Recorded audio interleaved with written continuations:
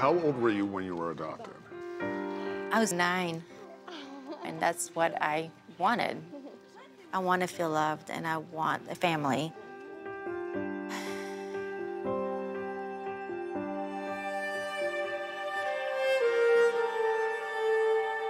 I wanted a lot of children. You see your friends having children, and you try, and you can't.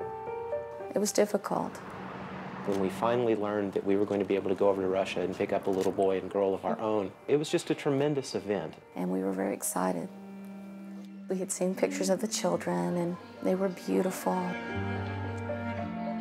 How did the agency describe Carole Lee?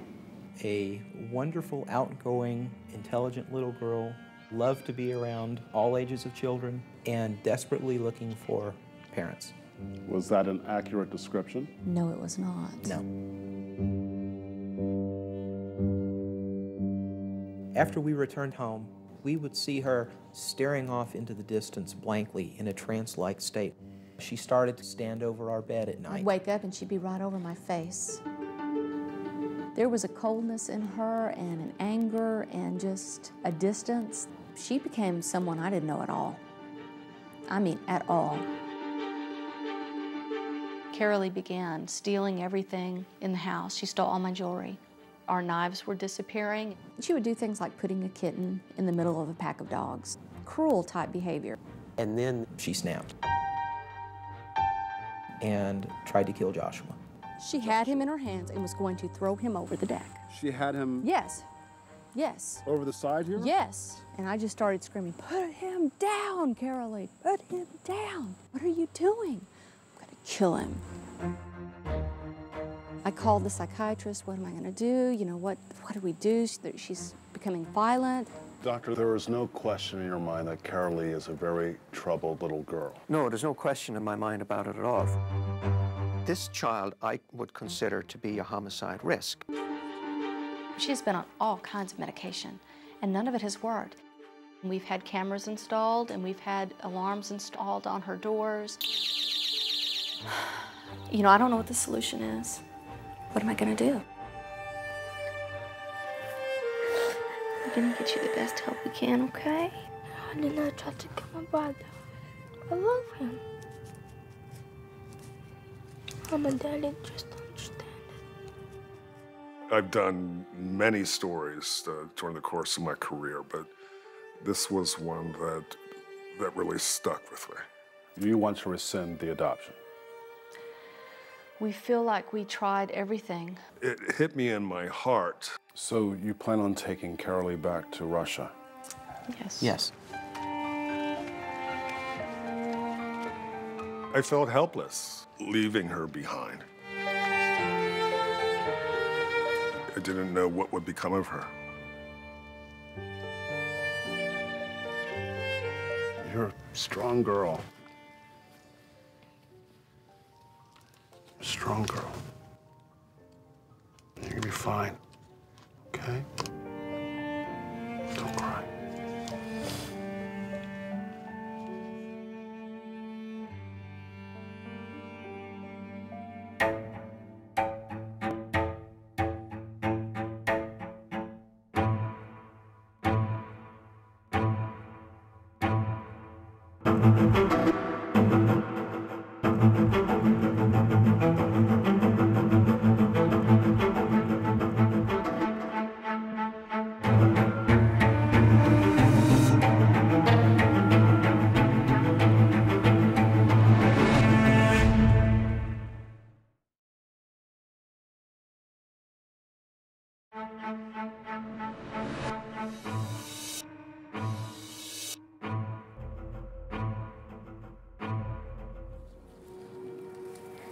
Oh, Joshua.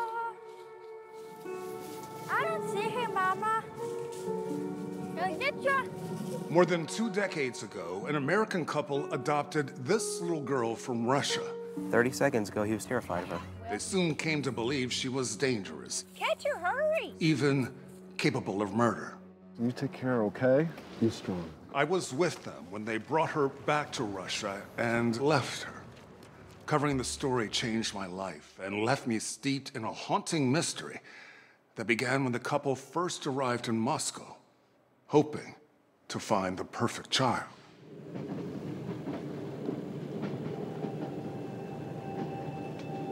I think it's innate in every woman to want to be a good parent, to have children, and to share your life. There's Crystal. She's tired. Often comments would be made about, well, when are you going to have children? It was hard. We thought this is going to be a wonderful journey. Moscow, 1997. Crystal and Jesse, we agreed not to use their last name, are both 30 and have tried for years to have a child of their own. It was something we really wanted to do. We wanted to parent, and we really wanted a house full. Far away from home, they're finally about to become parents. We really wanted to give a child an opportunity. Adoptive parents. I was adopted myself. I know the benefits that adoption can bring. They found their daughter on an adoption agency's webpage posted on the internet. She was a beautiful child. For them, she was the perfect child, a blonde, blue-eyed 9-year-old. We thought, this is an older child, we can give a normal life. Before leaving for Russia, the adoption agency gave them the little girl's medical records. The agency described Carole Lee as a wonderful, outgoing, intelligent little girl who was charming to be around. You understood, though, that adopting an older child carries certain risks. Absolutely. Certain risks. They took an 8-hour train ride from Moscow to an orphanage in the small town of Borovichi. They already paid nearly $30,000 to make all the necessary arrangements. And the child they called Carole Lee was anxiously awaiting their arrival. She looked in my eyes very warmly. You're my mama. She calls you mama? She did from the very beginning. My American mama, she said. At the orphanage, the couple would not only adopt Carole Lee, they also found her a baby brother, a 3-year-old they would name Joshua. It was exciting. But there were signs that the road ahead might be rocky. We did see the anger, but it could be explained. Certainly a child arriving to a new culture, a new family, leaving her home. That's the only thing she's ever known. Back in the United States, the family settled into a brand new home in a comfortable suburb of Atlanta, a short commute to Jesse's computer engineering job. We tried to make it very homey for her and happy. She's a little princess, Daddy. We tried to give her everything we thought a little girl should have.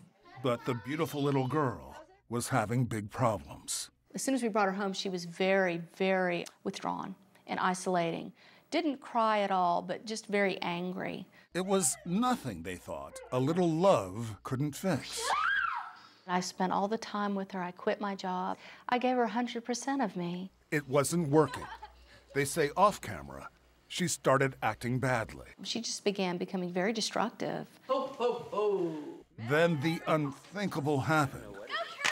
On Carole Lee's second Christmas in America, things seem to have started off well. Carole Lee's got a new bike, and we were learning how to ride it. She had never ridden one before. You're doing it, see? I really thought that everything was going great. It was not long after when Crystal heard the horrible sound. So I was over planting, and I heard Joshua screaming. Crystal says that's when she first saw Carole Lee holding her 4-year-old brother Joshua over the railing of the 30-foot-high deck. She had him Yes. Yes. over the side here? Yes. This wasn't roughhousing. No. In her face, there was anger and hate. Crystal says that moment changed everything. I'm going to kill him, she said. Why? I'm mad at him. What did he do? He's getting on my nerves. I said, you would kill him for trying to get on your nerves? Surely you don't mean it. You don't mean kill him. And she said, yes, I do. What, can you do this? I can do that. We asked Joshua about it. Are you afraid of Carole Lee? Yes, because she tried to throw me off the deck. Because she tried to throw you off the deck? Yes. That's why I'm afraid of her.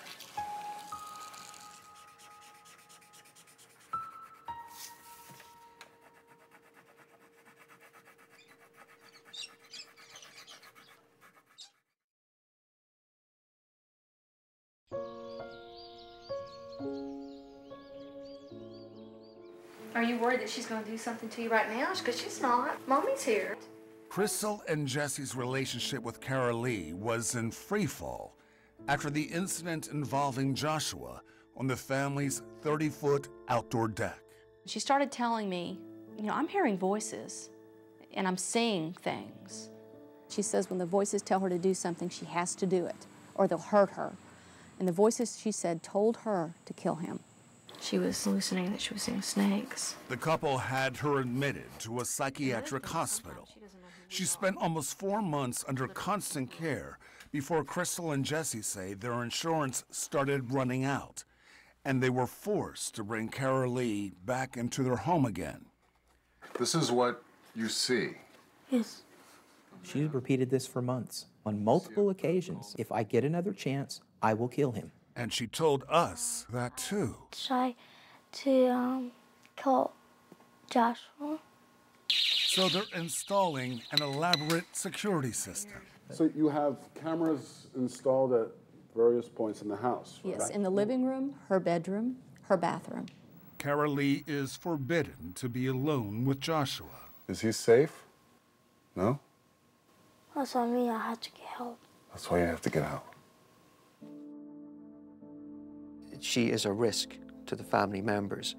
Dr. Brian Kennedy was one of the psychiatrists who saw Carole Lee. She's got a tremendous amount of rage and anger that she's hidden inside her. There's clear evidence of a clinical depression. There's definitely clear evidence of an attachment disorder. Now, there may be other developing psychiatric difficulties, such as bipolar illness or schizophrenia. She was given heavy medication. But they say the medications aren't working.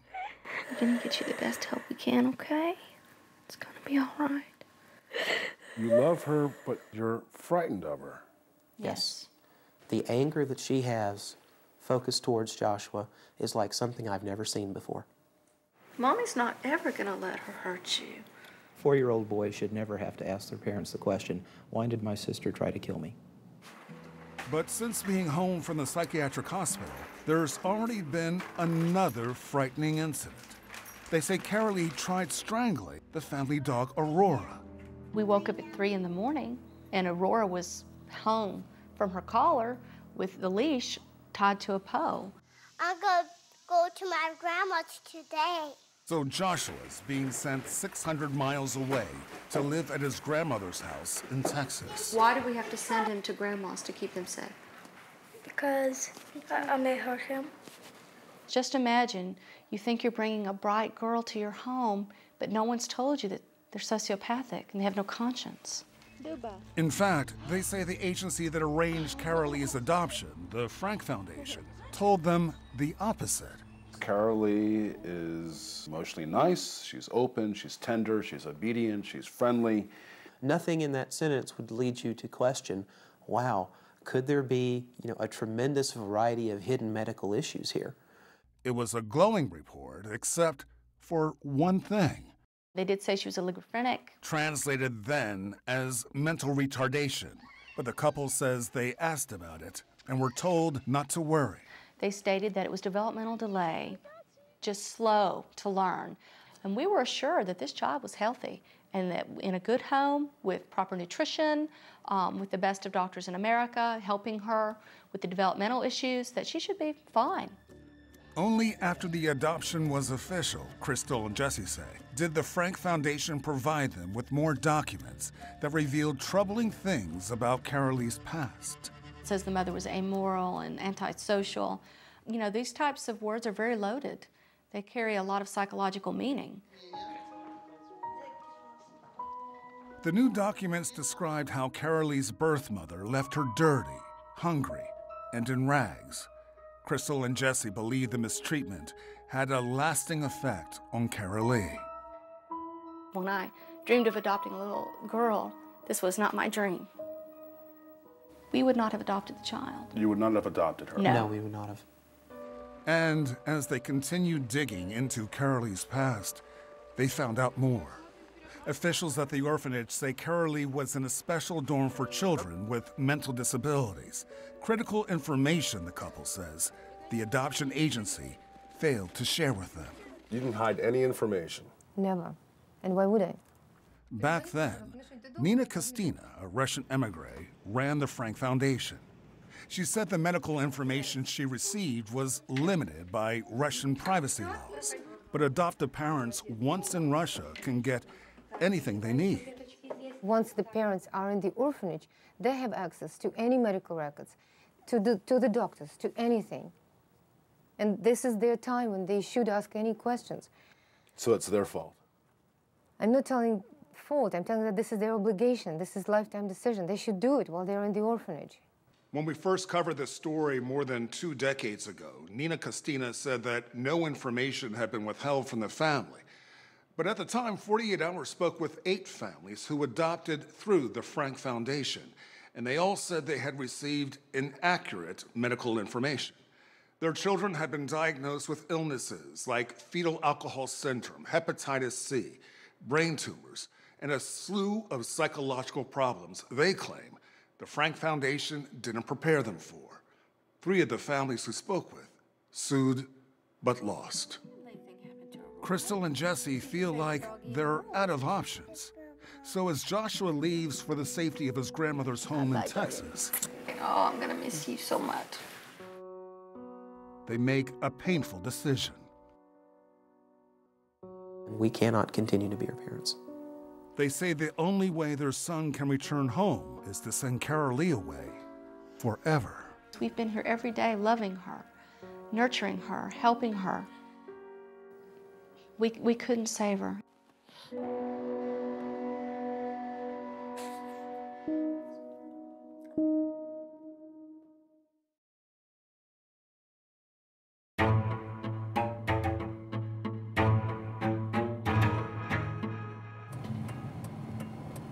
Time to go get your picture made, Carole Lee. She has so many psychological problems. What we're going to do is we're going to get your picture made today. She is a danger to society, but more than that, she is a danger to our son. So you still like to get your picture taken after all this time? I like it. The fact of the matter is that we cannot be her parents anymore. 1, 2, 3. Crystal and Jesse are about to do something that's difficult to imagine. Honey, did you want to see it? They are taking Carole Lee back to Russia. And John. There are parents out there that will not be able to understand what you're about to do. If I hadn't been in this position myself, I might have been stating the very same thing that I expect to hear from them. How could you do this? How could you do this? It's a long trip. You need stuff to color. There must be a family somewhere in America that would adopt her. We thought that there would be a family out there. How are you today? And we've actually spoken to a few families. In every case so far, after reviewing the medical information, She tried to throw my son off a very high deck. they've said thanks, but no thanks. They have told Carole Lee they're taking her to a new hospital. How long are we going to stay in there? But she has no idea it's a psychiatric hospital in Russia. This 12-year-old girl has been abandoned by her birth parents, and now her adoptive parents are also rejecting her. Well, it's not a case of her adoptive parents rejecting her. But that's what she's going to It's going to be a case of her adoptive parents not being able to care for her. What's wrong, honey? But you have to understand, psychiatrists tell us that Carole Lee has no bonding, no affection. It's okay. I think the best thing in the world for her is a good night's sleep. I do too. So Carole Lee most likely will just move on. It looks cruel to me, cruel and not thoughtful. Nina Kostina, the woman who arranged Carole Lee's adoption, is distraught over the decision. I feel very sorry for her. For her part, she questions whether Carole Lee is even that sick. They say that she tried to kill her little brother. This is what they said say. She tried to kill the family dog. That she's extremely violent. That's what they say, yes. Do you believe it?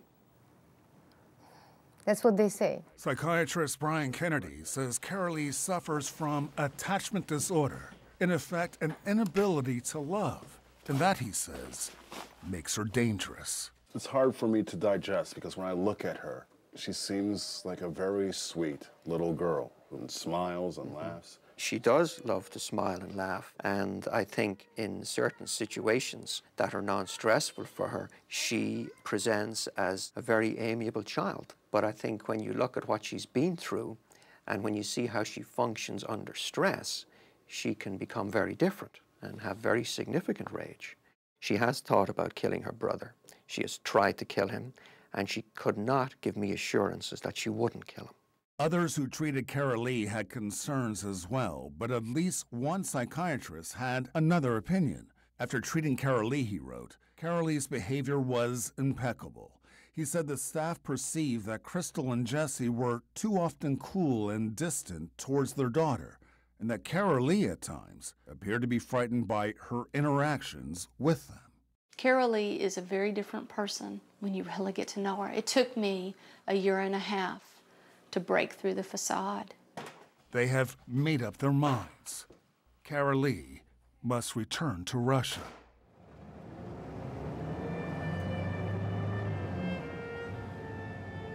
The doctors in America have told me that if she returns home, she will kill my son. I believe them. She's already tried it once.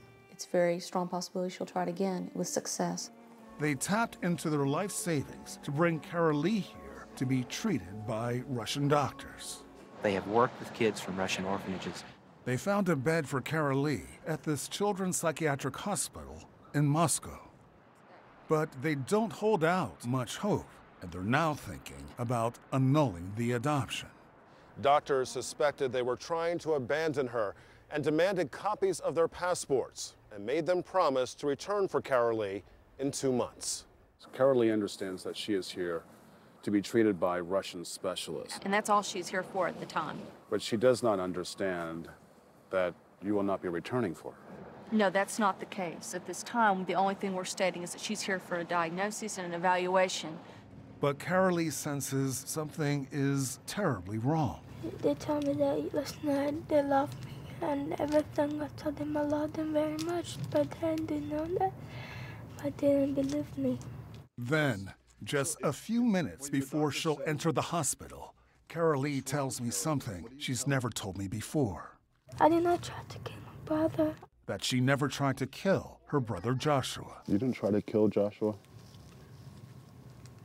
You're telling me the truth? I just tried to just pick him up, that's all. Because he was too heavy. Carole Lee says it was all a big misunderstanding. I did not try to kill my brother. I love him. I'm a daddy, just understand it. But there's no turning back. You've pursued every possible avenue, and this is the only thing you can do. This is the only thing we can do. Ready? Come on, honey. Crystal and Jesse left her there. Days later, I returned with a hidden camera and visited Carole Lee. Hey! Hi! Now in a locked ward. I don't feel safe staying here. She was frightened. I want to go back to America. I'm scared staying here. But Crystal and Jesse have made a final decision. Now we're heading back to the airport. It's been a long trip. Good old USA. They're not bringing Carole Lee back.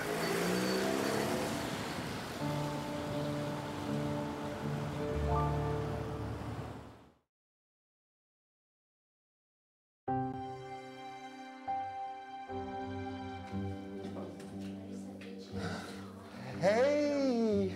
Hi. The last time I saw Carole Lee was in Russia more than 20 years ago. She was terrified. She was in a locked ward in a children's psychiatric hospital. The door slammed shut, and I wasn't sure if I'd ever see her again. Over the years, we repeatedly tried to find her. I always wondered how she was doing, if she was thriving, if she was happy. Many years passed. She was in my thoughts and in my heart. Hey! Oh my gosh.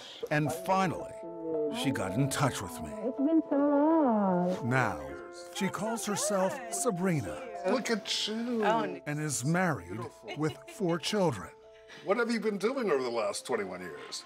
making babies. So beautiful. We met near her home in North Carolina. We have a lot to catch up on. Yeah. Okay. I had 1,000 questions for Sabrina. How did she end up here? What she says happened on that deck that day, and what she thought went wrong with Jesse and Crystal. You liked her. I did. You liked him. I did. It was a family that said, hey, I will adopt this child and I would like to give them a home and they will love me for who I am. But to Sabrina back then, it seemed that Joshua was always the favorite. Did that create any jealousy? It didn't create jealousy. I felt more down. I felt like I wasn't good enough. I felt like I wasn't this child that they wanted because I was older. I had my own feelings. I already had a history, you know. I loved that he was getting loved and he was having a family. Yes, it sucked for me. You didn't have an emotional connection with Crystal and Jesse? Because Joshua was so centered, I think we lost it. I think it was just lost. I was starting to become very depressed. It came to the point I was very suicidal. Suicidal? I was very suicidal. There were days I tried to attempt multiple times, and I just couldn't do it. That's when I started creating a story. I told Crystal, you know, I'm seeing and hearing things. Are you seeing something now? Did you see something earlier? Because I wanted out. I wanted out. So were you hallucinating at that time? No. No hearing, no seeing things. It was just a child trying to get out. She had him in her hands and was going to throw him over the deck. And as for what happened on the deck, Sabrina has a decidedly different version of events from Crystal that she says started when Crystal asked her to get Joshua. Crystal was gardening, and Joshua was screaming on top of the deck. And Crystal said, I need you to go get Joshua. Trying to pick up a child that's really almost as big as you is kind of hard. So I'm trying to walk down the steps, just able to hold him so he doesn't fall. Crystal looked and she said, put him down, Carole Lee. Put him down. Put him down. I eventually put him down and she's like, you tried to kill him, didn't you? And I said, no, I was trying to pick him up so he doesn't fall because he was sliding off my hands. And she's like, no, you were trying to kill him. And she kept saying it, and I said yes. And so I finally said yes. Sabrina repeated that story that she tried to kill Joshua to everyone, including me. What happened that day out on the deck? I saw him push over the deck. You're trying to push him off the deck? Try to kill Joshua. What happened on that deck seemed to take on a life of its own. Crystal brought Sabrina to various doctors. I went to psychiatrist after psychiatrist, and I remember Crystal saying, just remember you wanted to kill Joshua. I said, okay, I will tell him. Dr. Kennedy said you were potentially schizophrenic, bipolar, you had homicidal tendencies, and you were a danger to this family. That's hard to hear. If I wanted to hurt somebody, it would have been done, and that never happened. I'm not that person. I was never that person. Today, Sabrina says she is not on any medication and suffers from no mental illness. A number of doctors back then, though, seemed to think she needed help. We tried to contact Dr. Kennedy, but have been unable to reach him. You were also accused of trying to kill the family dog. I don't know where that came from, because I love that dog. It's okay. How did you learn that you were going back to Russia? Crystal said they were running out of options, and they think the Russian Institute will be better. So how is it going here? Not good. Not good? Why? How did that make you feel when you were sitting there in the hospital in Moscow, waiting for them to return to pick you up, and they didn't? I knew they weren't coming. I felt so guilty. Because I wanted to take you, but what can I do? I wanted you to take me. I was like, why is nobody taking me? I just wanted out. Sabrina said she cried and was frightened. I felt like I was in jail. But then I think of it, I put myself there. You know, all those lying and doing what they want me to do, I put myself there. Then, after 2 months, it was Nina Castina from the adoption agency who arrived at the Institute. Nina showed up, and she brought me clothes. She asked me if I remembered her. And she took Sabrina to live with her in Virginia. Eventually, Sabrina moved in with a new set of parents in North Carolina. I have parents. They're the parents that took me in, that took their time to learn who I am and make me a better person. After high school, she volunteered for the nonprofit Mercy Ships and spent 2 years in Africa helping to provide medical care to underprivileged people. Loved it. Really? I did. When she returned home in 2010, she got a job in a hospital. And at church, she met math teacher Phil Caldwell. I fell in love with him when I saw him interact with kids. The way he was treating them, how committed he was. She's just very real and very genuine. And I love that about her. But before she would even consider getting engaged, she insisted that Phil watch the original 48 Hours show about her early life. My heart broke for her. I really couldn't believe all of the things that she had gone through. I think she expected me to run, but it was the opposite reaction of what she expected me to think. They married in 2014 and now have 3 lovely daughters and a son. Fun kids. Love them. She's very loving and she's very caring. It looks real good. And I think probably what Sabrina went through has had a greater impact on her parenting than she can see herself. You go, girl. Because she is so amazing at it. You are doing it all by yourself. Phil recently stopped teaching and started a new job at the same hospital where his wife works. Seems like you're in a really good place. I am. Sabrina. You're happy. I am. But Sabrina, like me, has always wondered what happened to Crystal and Jesse. And she says that after 2 decades, she was ready to find out. See more of Sabrina's story and her life now at 48hours.com. After she became a mother, Sabrina says she wanted Crystal and Jesse to know she had a family of her own, and she wanted to share her side of the story. She found Crystal on social media and finally hit the send button. I'd sent her a message stating to her that I hope she's well, and I just want to make this really clear for you. I've never wanted to hurt Joshua, and I never heard or saw things in my life. And how did she respond? She said she prayed that I would have a better family. Did you love Crystal and Jesse? I did, and I still have a high respect for them. Putting myself in their shoes, I would have probably done almost the same thing. But not everything. I would never take a child back.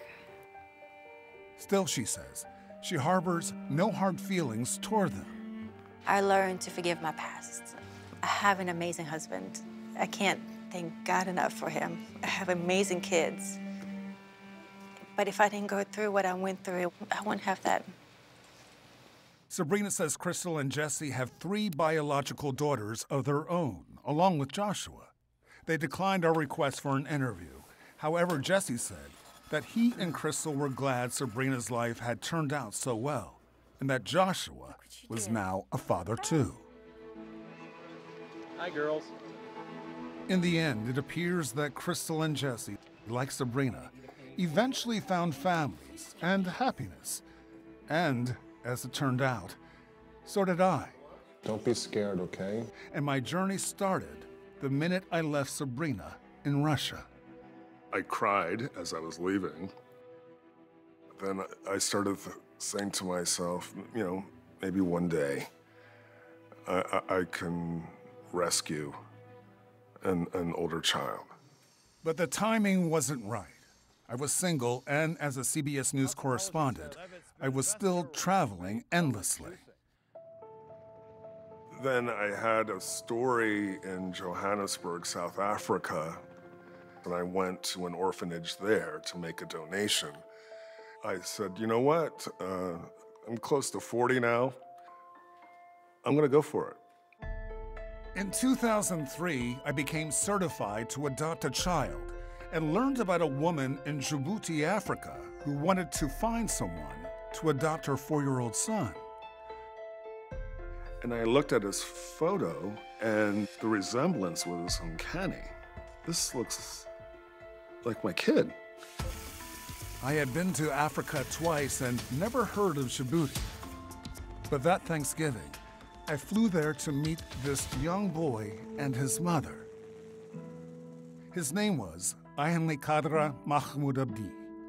I noticed that his eyes danced. That's a signal that he's smart. He's clever. His mother was Kadra. She gave birth to her son after a short affair with a French soldier. And ever since then, she feared for the boy's safety because he was mixed race.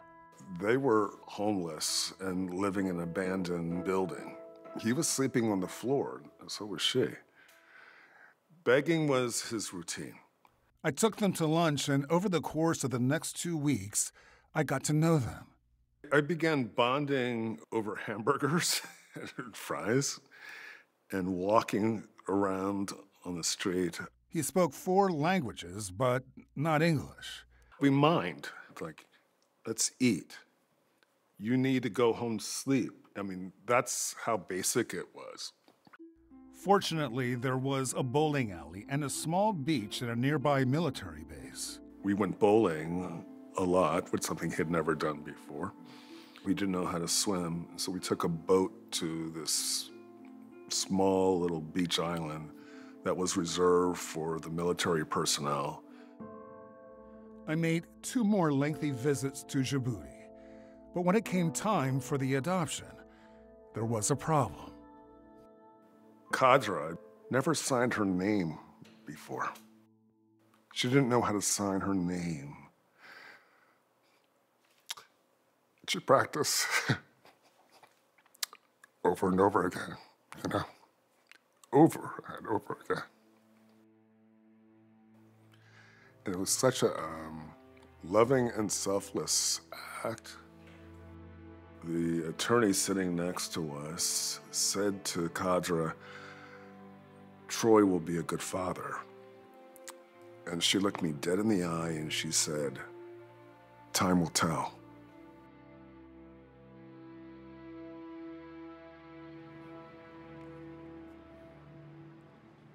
My name is Jonah Gray Roberts, and my father is Troy Roberts. That's the street you lived on in Djibouti.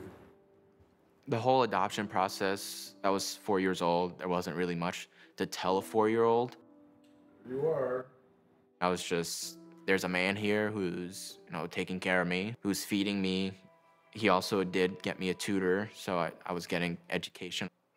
At that age, you don't really think anything about it. You're just, this could be, my long-lost dad. And then 10 months after meeting my son, it was finally time to go. That was an intense day. I'm thousands of feet in the air. This is my first time ever on an airplane. Then my dad tells me, "Oh, we're in New York City. This is your new home." And I remember seeing my first home, my first real home. And he's like, "This is your room." It's my own bed. I didn't have to share with anyone. I had a desk, a place where I started studying, had the tutors. It was amazing. We did everything together, so much together. I really enjoyed watching him learn new things and introducing him to a whole new world. There was never father and adopted son. It was always, father and son. And like any father, I have a lot to learn from my son. Who needs 3 monitors, Jonah? I do. You don't understand technology. empty Brita.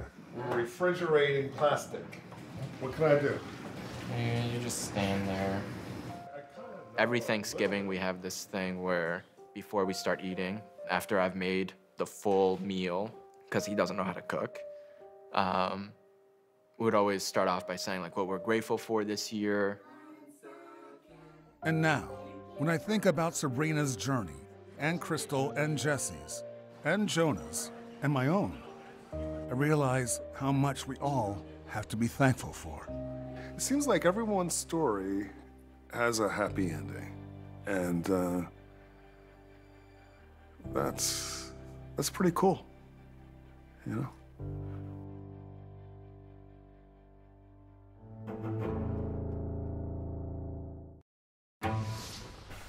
Two young women, two unsolved murders. They were both killed the same night. Matching socks found at two different crime scenes. Now, can DNA from a fast food bag finally catch the killer? It was like gold. 48 Hours, next on CBS and streaming on Paramount+.